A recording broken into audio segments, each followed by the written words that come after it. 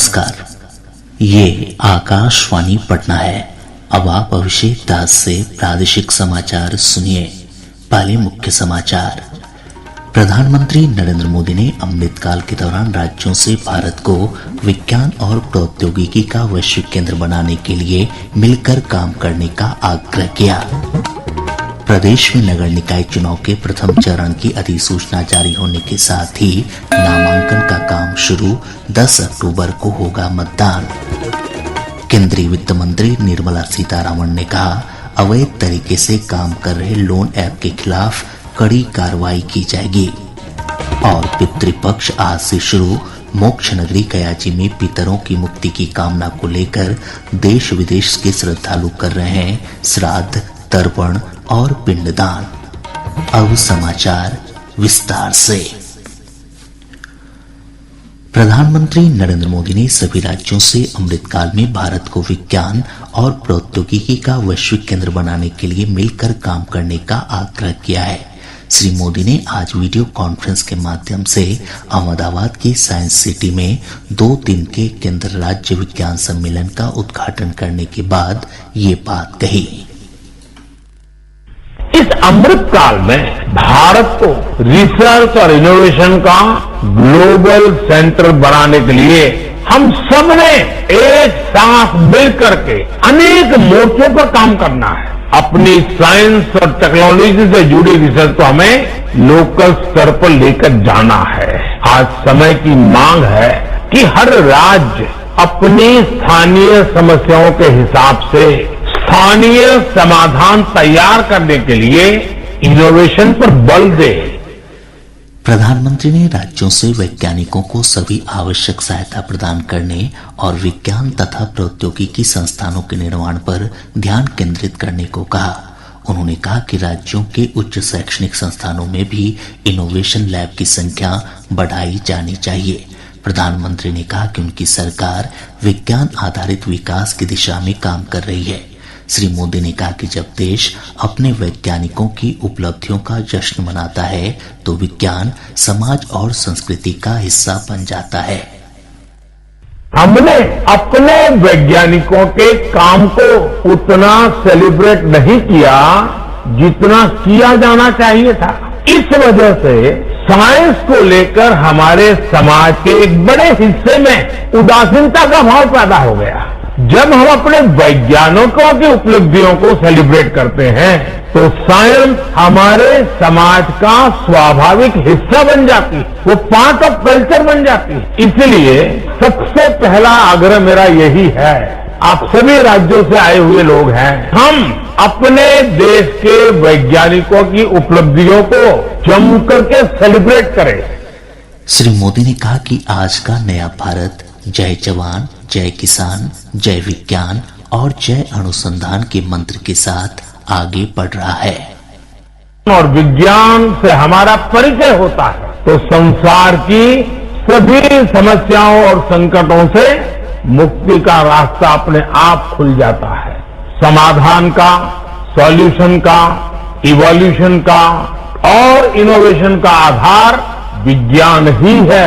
इसी प्रेरणा से आज का नया भारत जय जवान, जय किसान, जय विज्ञान के साथ ही जय अनुसंधान का आह्वान करते हुए आगे बढ़ रहा है। प्रधानमंत्री ने कहा कि सरकार के प्रयासों से भारत वैश्विक नवाचार सूचकांक में 46वें स्थान पर पहुंच गया है, जबकि 2015 में यह 81वें स्थान पर था। सरकार के प्रयासों से आज भारत ग्लोबल इनोवेशन इंडेक्स में 46वें स्थान पर है, जबकि 2015 में 81 नंबर पर था।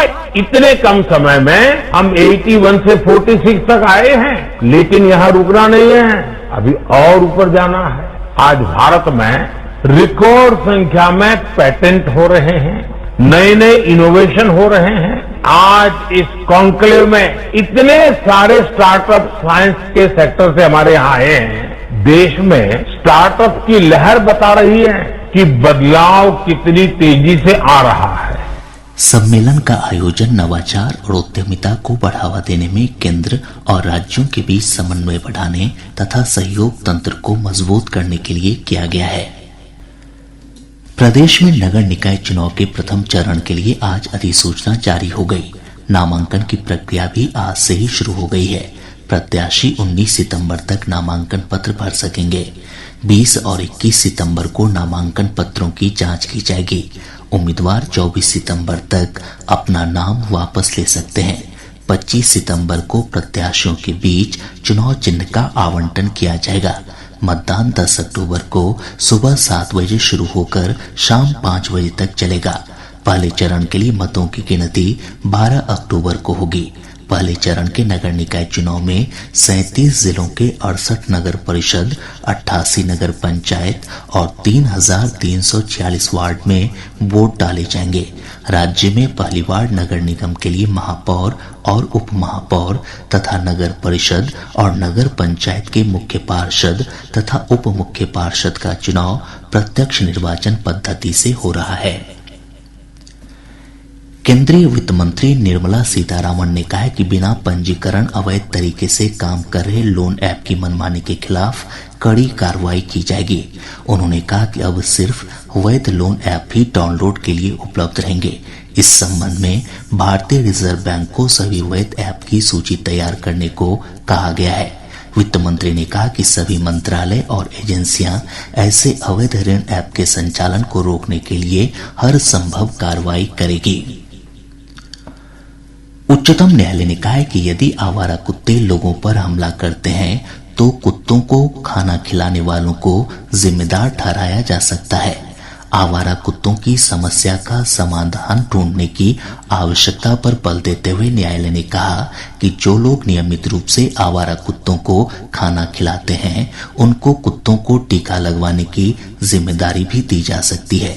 न्यायमूर्ति संजीव खन्ना और जेके महेश्वरी आवारा कुत्तों के उत्पाद से संबंधित याचिकाओं पर सुनवाई कर रहे थे। न्यायालय ने मामले की अगली सुनवाई 28 सितंबर तय की है। राज्यपाल फागू चौहान ने आज प्रधानमंत्री नरेंद्र मोदी से नई दिल्ली में शिष्टाचार मुलाकात की। श्री चौहान इन दिनों दिल्ली दौरे पर हैं। पुलिस महानिदेशक एसके सिंघल ने कहा कि प्रदेश में शराब माफिया के खिलाफ चलाए जा रहे विशेष अभियान के तहत अब तक 62 बड़े कारोबारियों को गिरफ्तार किया जा चुका है। श्री सिंघल समस्तीपुर में पत्रकारों से बातचीत कर रहे थे। उन्होंने कहा कि ये सभी कारोबारी पश्चिम बंगाल, झारखंड, हरियाणा, उत्तर प्रदेश, पंजाब और अरुणाचल प्रदेश के हैं। उन्होंने बताया कि इन सभी पर स्पीडी ट्रायल चलाकर सजा दिलवाने की कार्रवाई की जा रही है। प्रादेशिक समाचार आप आकाशवाणी पटना से सुन रहे हैं। पितृपक्ष आज से शुरू हो गया है। हिंदू श्रद्धालु अपने पितरों की मोक्ष की कामना के लिए इस पक्ष में श्राद्ध, तर्पण और पिंडदान करते हैं। 25 सितंबर तक चलने वाले गया के विश्व प्रसिद्ध पितृपक्ष मेले में अपने पूर्वजों का पिंडदान करने के लिए देश विदेश से श्रद्धालुओं के आने का सिलसिला शुरू हो गया है। पटना के पुनपुन में भी पितृपक्ष मेले की शुरुआत हो गई है। कोविड के कारण गया में 2 साल के बाद पितृपक्ष मेले का आयोजन किया जा रहा है। और ब्यौरा हमारे संवाददाता से। मोक्ष भूमि गया जी की धरती पर आज से पितरों की मुक्ति की कामना लेकर पिंड दान और तर्पण शुरू हो गया है। देश विदेश से लोग पहुंच रहे हैं। बनाए गए प्रमुख वेदियों में प्रेतशिला, रामशिला, देवघाट, अक्षयवट, विष्णु पद, गया कूप, धर्मारण्य, सीता कुंड सहित 54 वेदियों पर श्रद्धालुओं द्वारा पिंड दान और तर्पण किया जा रहा है। इस बार पितृपक्ष मेले में आने वाले तीर्थ यात्रियों के लिए जिला प्रशासन द्वारा विशेष सुविधाओं की व्यवस्था की गई है। फल्गु में पर्याप्त पानी की सुविधा होने से लोगों को अनुष्ठान करने में काफी सुविधा हो रही है। वहीं विष्णुपद स्थित देव घाट से सीता कुंड तक जाने के लिए रबर डैम पर पैदल लौह पथ भी बनाया गया है, जिससे श्रद्धालुओं को गर्म रेत पर पैर नहीं रखना होगा। कोविड महामारी के कारण 2 वर्ष के अंतराल पर हो रहे पितृपक्ष मेले में लोग अपने पितरों और पूर्वजों की मोक्ष की कामना को लेकर पहुंच रहे हैं। आकाशवाणी समाचार के लिए गया से धर्मवीर भारती। समस्तीपुर रेल मंडल के पनियावा नरकटियागंज रेलखंड के बीच हरिनगर के पास आज कटिहार दिल्ली चंपारण हमसफर एक्सप्रेस ट्रेन के 2 AC बोगी पटरी से उतर गए। हादसे के कारण इस रेलखंड पर ट्रेनों का परिचालन बाधित है। इस मार्ग से होकर गुजरने वाली रेलगाड़ियों को परिवर्तित रास्ते से चलाया जा रहा है। पूर्व मध्य रेलवे के मुख्य जनसंपर्क अधिकारी वीरेंद्र कुमार ने बताया कि हादसे में किसी प्रकार का नुकसान नहीं हुआ है। IRCTC मिथिलांचल के श्रद्धालुओं को देश के धार्मिक स्थलों का दर्शन करवाने के लिए दरभंगा रेलवे स्टेशन से स्वदेश दर्शन स्पेशल ट्रेन चलाएगा। IRCTC के क्षेत्रीय संयुक्त महाप्रबंधक राजेश कुमार ने आज समस्तीपुर में पत्रकारों से बातचीत में ये जानकारी दी। उन्होंने बताया कि यह ट्रेन दरभंगा स्टेशन से 10 अक्टूबर को शाम 4 बजे खुलेगी और 20 अक्टूबर को लौट आएगी।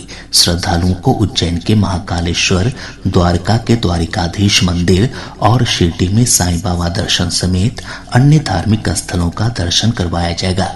यात्रा के इच्छुक श्रद्धालु IRCTC की वेबसाइट से टिकट बुकिंग करवा सकते हैं। भारतीय रेलवे नई तेज रफ्तार वंदे भारत रेलगाड़ी शुरू करेगा। इसका नाम वंदे भारत 2 होगा और इसकी अधिकतम गति 180 किलोमीटर प्रति घंटा होगी। यह मात्र 52 सेकंड में 100 किलोमीटर की रफ्तार पकड़ लेगी। मानसून की सक्रियता के चलते प्रदेश के अधिकतर हिस्सों में बारिश का सिलसिला जारी है। मौसम विज्ञान केंद्र पटना से प्राप्त जानकारी के अनुसार पिछले 24 घंटों के दौरान गोपालगंज में सबसे अधिक 47.8 मिलीमीटर बारिश दर्ज की गई। वहीं सिवान के सिसवन में 38.5 और रोहतास जिले के चेनारी में 35 मिलीमीटर बारिश रिकॉर्ड की गई। मौसम वैज्ञानिक अजीत कुमार सिंह ने बताया कि अगले 24 घंटों के दौरान अररिया, किशनगंज, सीतामढ़ी, मधुबनी, दरभंगा, कटिहार, बांका और भागलपुर समेत राज्य के उत्तर पूर्व, उत्तर मध्य और दक्षिण पूर्व हिस्सों में कुछ स्थानों पर मेघ गर्जन के साथ बारिश हो सकती है। अगले 24 घंटों के दौरान उत्तर पूर्व बिहार के अनेक स्थानों पर, उत्तर मध्य एवं दक्षिण पूर्व भागों के कुछ स्थानों पर एवं शेष भागों के 1 या 2 स्थानों पर हल्की से मध्यम वर्षा का पूर्वानुमान है, जबकि उत्तर मध्य एवं पूर्वी भागों के 1 या 2 स्थानों पर मेघ गर्जन के साथ वज्रपात की चेतावनी है। पटना सिटी के तख्त श्री हरि मंदिर साहिब गुरुद्वारा प्रबंधक कमेटी के अध्यक्ष अवतार सिंह हित का आज नई दिल्ली में निधन हो गया। वे 80 वर्ष के थे। उनके परिजनों ने बताया कि हृदय गति रुक जाने के कारण उनका निधन हुआ। अवतार सिंह हित 2018 से गुरुद्वारा प्रबंधक कमेटी के अध्यक्ष थे। उनके निधन पर समाज के गणमान्य लोगों ने गहरी संवेदना जताई है। प्रदेश में अब तक 15,31,41,000 से अधिक कोविड रोधी टीके लगाए जा चुके हैं। इनमें से 6,67,58,000 से अधिक लोगों को टीके की दोनों डोज दी जा चुकी है। वहीं अब तक लगभग 1,32,47,000 लोगों को बूस्टर डोज भी लगाई जा चुकी है। इधर देश में कोविड टीकाकरण का आंकड़ा 2,14,92,00,000 को पार कर गया है। मधुबनी जिले के मथुरापुर थाना क्षेत्र के बिहारी गांव से एसएसबी के जवानों ने 2 लोगों को 10 ड्रोन के साथ गिरफ्तार किया है। सभी ड्रोन मेड इन चाइना है। गिरफ्तार लोगों से पूछताछ की जा रही है। शेखपुरा नगर थाना क्षेत्र से पुलिस ने अंतर्राज्यीय मोटरसाइकिल लुटेरा गिरोह के 5 सदस्यों को गिरफ्तार किया है। बेगूसराय जिले के खोदावंतपुर थाना क्षेत्र अंतर्गत चकिया गांव से पुलिस ने एक अपराधी को हथियार के साथ गिरफ्तार किया। और अब अंत में मुख्य समाचार एक बार फिर।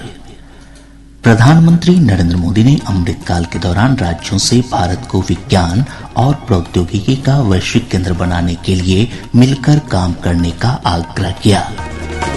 प्रदेश में नगर निकाय चुनाव के प्रथम चरण की अधिसूचना जारी होने के साथ ही नामांकन का काम शुरू।